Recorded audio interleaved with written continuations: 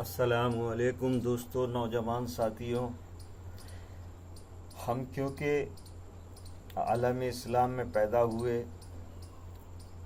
مذہب اسلام ہمارا مذہب ہے اور ہم قرآن اور حدیث کو فالو کرنے والے، رسول پاک صلی اللہ تعالی وسلم کی سنتوں پہ عمل کرنے والے اور پنج تن پاک کی پیروی کرنے والے، اولیاء اللہ بزرگان دین سے محبت کرنے والے. ماہ محرم کا مہینے کا آج 3 تاریخ ہو گئی ہے. دیکھیے، مختلف سوچیں ہیں، اپنا اپنا انداز ہے.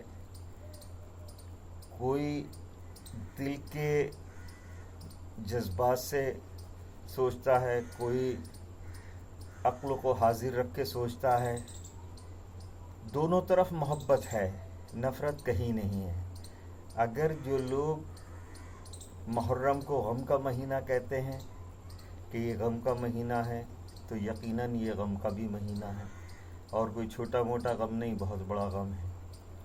اور دوسری طرف جو لوگ یہ کہتے ہیں کہ اللہ قرآن میں فرماتا ہے کہ شہید کبھی مرتے نہیں، تو یہ بھی حق ہے، اس سے بھی انکار نہیں کیا جا سکتا ہے.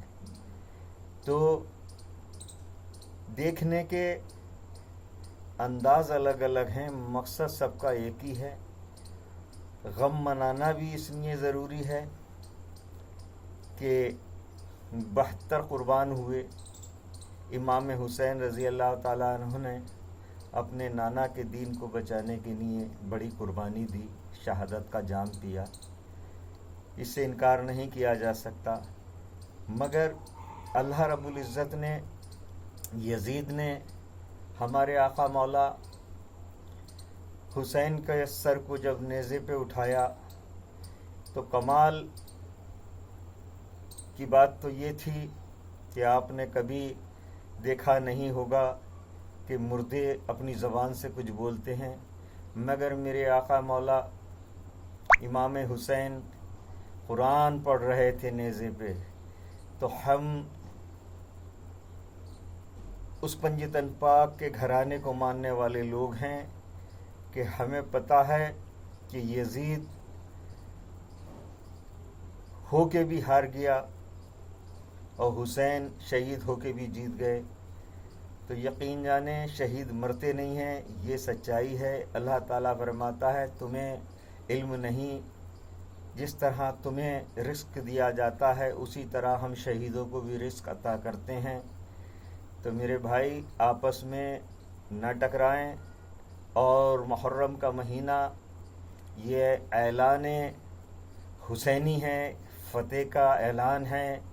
یہ جو محرم داری ہے، یہ آپ کی شہادت کو یاد رکھنے کے لیے اور آپ کی یاد کو منانے کے لیے یہ منائی جاتی ہے.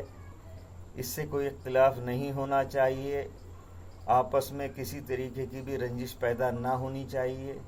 سب مل جل کر کے رہیں، اور جو حالات دنیا میں چل رہے ہیں اس کے لیے تیار رہنا چاہیے. کیونکہ یاد رکھیں کہ جب جب ہندوستان کو لہو کی ضرورت پڑی تو سب سے پہلے گردنیں ہماری کٹیں، سینوں پہ گولیاں ہم نے کھائیں، پھانسی کے پھندوں پہ ہم جھولے. مگر ہماری تاریخوں کو مٹایا جاتا ہے. ہمیں اس بات سے بھی گلہ نہیں، مٹانے والے بھی ہمارے اپنے ہی بھائی ہیں. اگر کوئی ودیشی طاقت ہمارے ملک کی طرف کو آنکھ اٹھائے تو ہم سب سے پہلے اس کی آنکھ پھوڑنے کا کام کرتے ہیں، اس کی آنکھیں نکالنے کا کام کرتے ہیں. ہم ہندو، مسلم، سکھ، عیسائی جو دیش کو بچانے اور دیش کو بنانے کی سوچ رکھتے ہیں، ہم سب ساتھ ہیں.